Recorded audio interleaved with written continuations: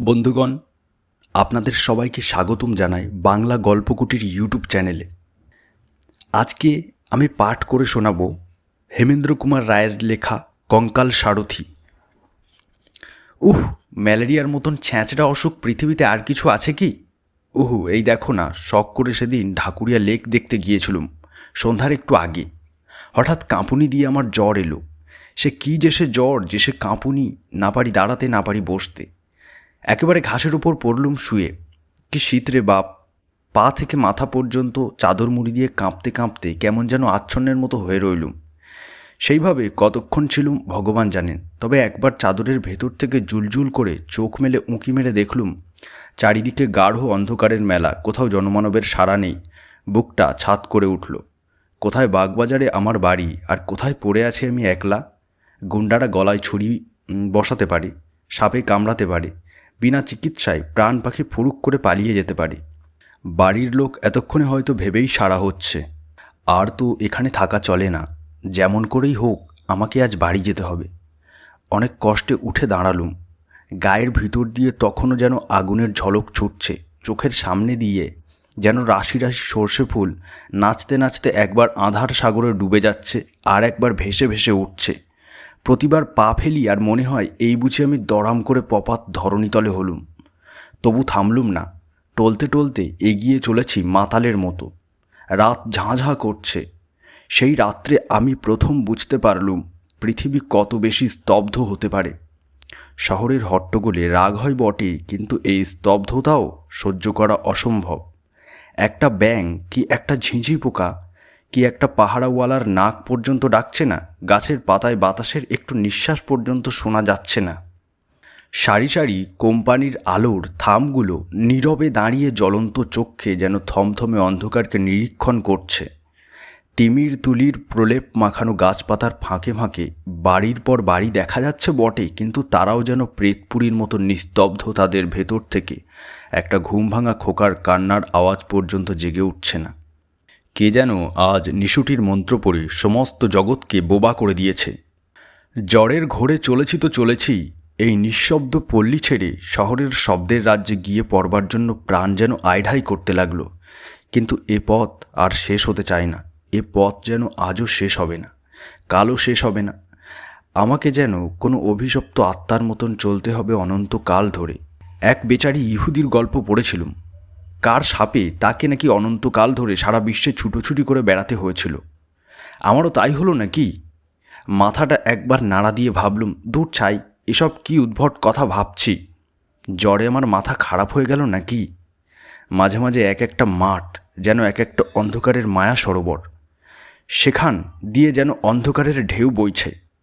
অন্ধকারের স্রোত ছুটে আসছে আমাকে গ্রাস করবার জন্যে। অন্ধকারের তরঙ্গের ভেতরে গাছগুলোকে দেখাচ্ছে বড় বড় দৈত্য দানবের মতো। পথিকের হৃৎপিণ্ড ছিঁড়ে খাওয়ার জন্যে তারা ওঁত পেতে প্রস্তুত হয়ে আছে। কান্না ভরা কনকনে বাতাস এসে চুপি চুপি যেন আমাকে কানে কানে বলে যাচ্ছে, ওহে নিঝুম রাতের অজানা মানুষ, এ মৃত্যুপুরীর ভিতর দিয়ে কোথায় চলেছ তুমি? আমার কথা শোনো। ভূত প্রেতরা একে একে জেগে উঠছে। এইবেলা প্রাণ নিয়ে পালিয়ে যাও, যাও গো। আরও খানিক অগ্রসর হয়ে মনে হলো পৃথিবীর সমস্ত শব্দ এসে আমার দুই পায়ের দুই জুতোর ভিতরে আশ্রয় নিয়েছে। প্রত্যেকবার পা ফেলি আর সেই শব্দগুলো জুতোর ভেতর থেকে চমকে উঠে রাজপথের উপরে আছাড় খেয়ে পড়ে আমাকে চমকে চমকে তোলে। শব্দ শুনতে চাই, নিজের পায়ের শব্দ পাচ্ছি, কিন্তু কেন জানি না সে শব্দ শুনে শুনে মন আমার খুশি হবে কি আরও বেশি নেতিয়ে পড়তে লাগলো। সে যেন রাজপথে ঘুমন্ত কোনো অশরীরী প্রেতাত্মার চিৎকার। আমার পদাঘাতে সে যন্ত্রণায় গজরে গজরে উঠছে। এতক্ষণ পরে রসা রোডের মোড়ে এসে পড়লুম।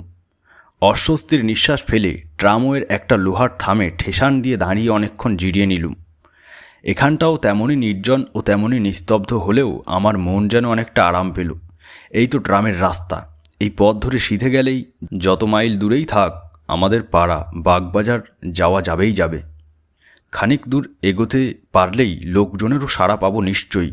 আর ট্রাম ও বাস বন্ধ হলেও ট্যাক্সি মেলাও তো অসম্ভব নয়। তখন জ্বরে আমার চোখ ছলছল করছে, কান করছে ভোঁ ভোঁ, আর মাথা করছে বোঁ বোঁ করে। বারবার ইচ্ছে হতে লাগলো পথের ওপরে লম্বা হয়ে শুয়ে পড়বার জন্যে। কেবল বাপ মায়ের বিষণ্ণ মুখের কথা ভেবেই মনের সেই ইচ্ছা দমন করলুম অনেক কষ্টে। নিজে নিজেই বললুম, মন তুমি শান্ত হও। এই পথের শেষেই আছে তোমার বাড়ি, তোমার আত্মীয় স্বজন, তোমার নরম তুলতুলে বিছানা। কোনো রকমের চক্ষু মুদে এই পথটুকু পার হতে পারলেই ব্যাস, সকল কষ্ট সকল ভাবনার অবসান। হঠাৎ দূর থেকে একটা শব্দ জেগে উঠে চারিদিকের নিস্তব্ধতার মুখে যেন ভাষা দিলে। ঘর ঘর ঘর ঘর করে একটা বাজ ডাকার মতো শব্দ আমার দিকে এগিয়ে আসছে। তারপরেই শুনলুম ভেঁপুর আওয়াজ, ভোঁপ ভোঁপ ভোঁপ ভোঁপ। ট্যাক্সি না বাস? আহ্লাদে চাঙ্গা সোজা হয়ে দাঁড়িয়ে পথের দিকে তাকিয়ে রইলুম। তারপরেই দেখা গেল নিচে দুটো আর ওপরে একটা আলো। তিনটে আলো দেখেই বুঝলুম ট্যাক্সি নয়, বাস আসছে। তাহলে জ্বরের ধমকে আমি ভুল বুঝেছিলুম। বাস যখন চলছে তখন রাত খুব বেশি হয়নি, কিন্তু আশ্চর্য এরই মধ্যে এই অঞ্চলটা এমন ভয়ানক নিস্তব্ধ হয়ে পড়ে। বাবা, আমার কলকাতার গোলমাল বেঁচে থাক, এই অঞ্চলে আবার ভদ্রলোক বাস করে।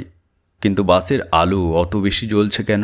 সামনের সারা পথে সে যেন আগুনের ঢেউ বইয়ে ছুটে আসছে। আর এই নিরালা পথে অত জোরে ভেঁপু বাজাবাড়ি বা দরকার কি? এ অঞ্চলে সন্ধ্যের পরেই ঘুম কাতুরে লোকগুলোর কানে যে তালা ধরে যাবে। ঊর্ধ্বশ্বাসে ছুটতে ছুটতে ধুলোই ধুলোই পথ অন্ধকার করে একখানা রাঙা টকটকে মস্ত বড় বাস আমার কাছে এসে হঠাৎ দাঁড়িয়ে পড়ল এবং সঙ্গে সঙ্গে একজন তীব্র তীক্ষ্ণ স্বরে চেঁচিয়ে উঠল, ধর্মতলা, ওয়েলিংটন, শ্যামবাজার। আমি তাড়াতাড়ি বাসে উঠে একখানা গদি মোড়া আসনের ওপর থপ করে বসে পড়লুম। হোক শ্যামবাজারের বাস, এই স্তব্ধ মরার মুলুক থেকে তো এখন সরে পড়ি। শ্যামবাজার থেকে বাগবাজার পায়ে হেঁটে যেতে এমন বিশেষ দেরি লাগবে না। কিন্তু কেন জানি না বাসের ভেতরে ঢুকেই আমার বোধ হলো আমি যেন এক জগৎ ছেড়ে আর এক অচেনা জগতের ভেতরে প্রবেশ করলুম। বাস ছুটছে আর ভেঁপু বাজছে। এত বেগে বাস ছুটছে, তার জানালাগুলো সব খোলা রয়েছে, অথচ বাইরে থেকে বাতাসের একটুখানি ঝলক পর্যন্ত আমার গায়ে লাগছে না। ভারী অবাক হয়ে গেলুম। আমার জ্বর কি এত বেশি হয়ে উঠেছে যে দেহের অনুভব করবার ক্ষমতাটুকু আর নেই?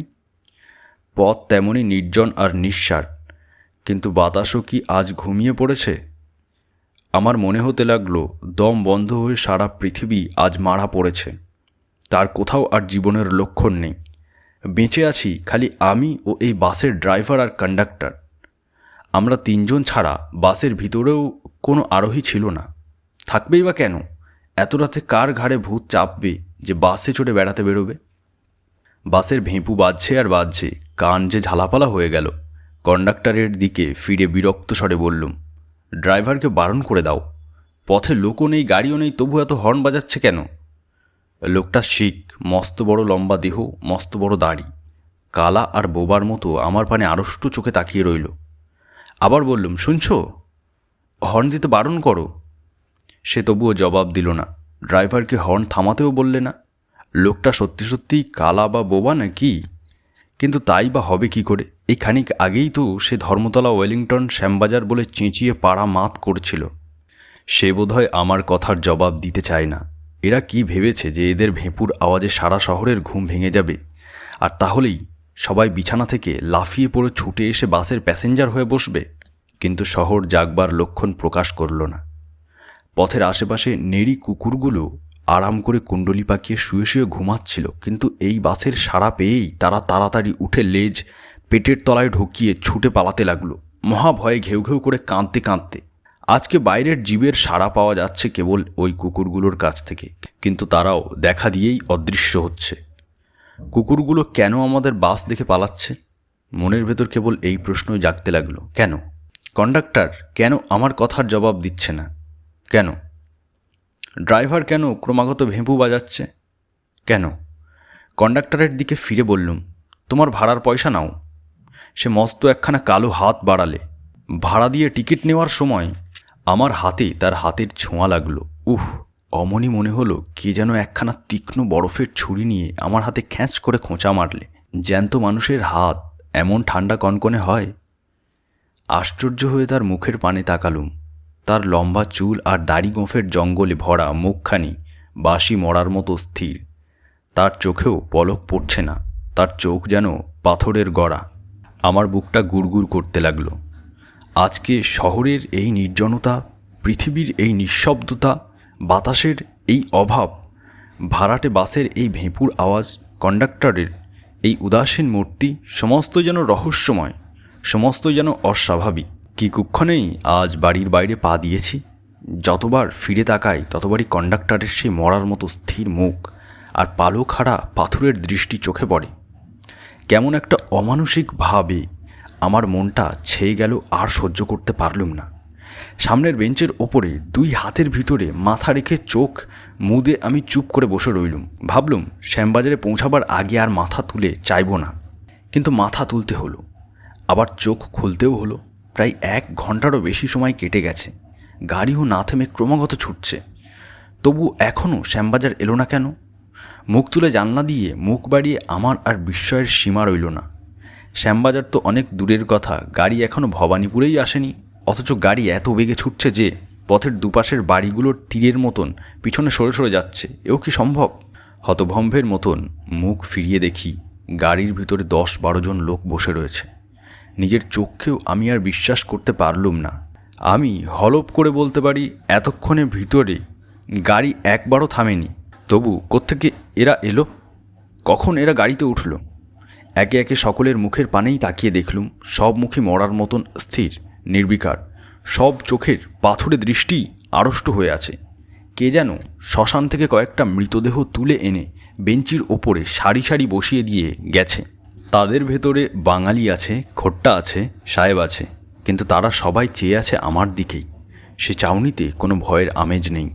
সে চাউনি যেন চাউনিই নয়, অথচ সে চাউনি দেখলেই গা ছমছম করে, দেহের রক্ত ঠান্ডা হয়ে যায়। তাদের চাউনি যেন চোখের ভিতর দিয়ে আসছে না, আসছে আলোকের ওপর থেকে, অন্ধকারের আত্মার ভেতর থেকে। যে দেশে জ্যান্ত মানুষ নেই সেই দেশ থেকে। ভাবহীন অথচ ভয়ানক তাদের সেই চাহনি। আর এক আশ্চর্য ব্যাপার এই যে গাড়ির ঝাঁকুনিতেও তাদের কারোর দেহ একটুও নড়ছে না। গাড়ির ভেতরে বসেও তাদের দেহ যেন গাড়িকে না ছুঁয়ে শূন্যে বিরাজ করছে। মনে হতে লাগলো আমার অজ্ঞাতসারে যেমন হঠাৎ তারা গাড়ির ভিতর উড়ে এসে জুড়ে বসেছে, তেমনি হঠাৎ তারা আবার হাওয়া হয়ে হাওয়ার সঙ্গে মিলিয়ে যেতে পারে আমার অজান্তেই।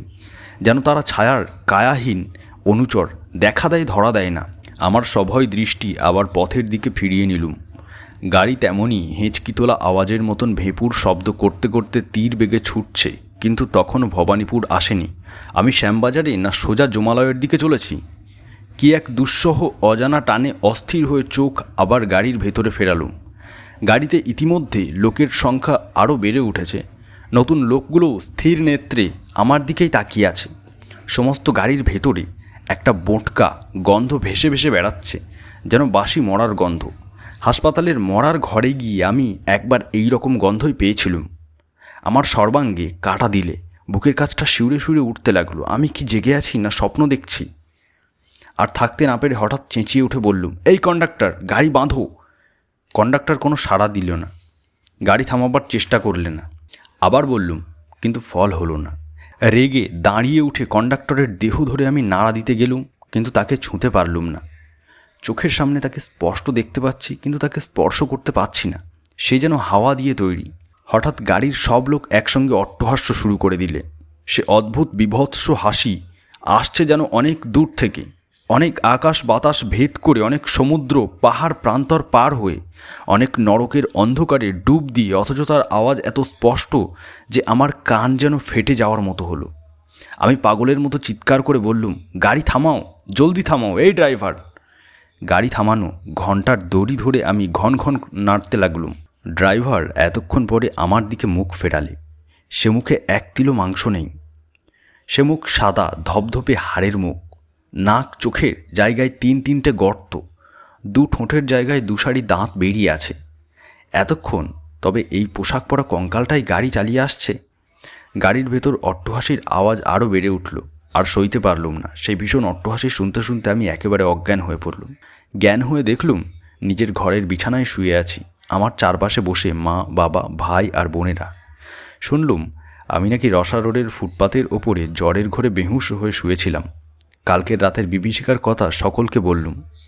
বাবা বললেন, ওসব বাজে কথা। জ্বরের ঝোঁকে লেকের ধার থেকে রসা রোড পর্যন্ত এসে তুমি বেহুশ হয়ে পড়েছিলে, তারপর ওইসব খেয়াল দেখেছ।